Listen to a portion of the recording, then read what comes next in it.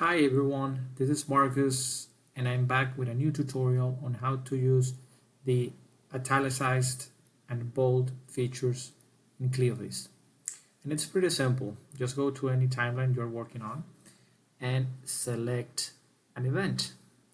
And let's do the first example with italicized. So essentially, find a word or a set of words that you want to italicize. And you only need to add one asterisk to the side of the words that you want to italicize. And then we click Finish Editing, and that's it. You have those words italicized. So let's move on to put words in bold.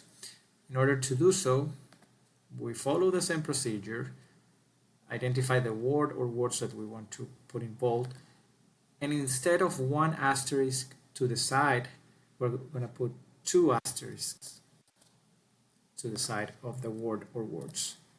And then we click Finish Editing. And there you go, you have your words in bold. So this is pretty much it. These are very helpful features if you want to highlight specific sections of your text for presentation purposes, for learning purposes. So go ahead, try those, and let us know how that goes.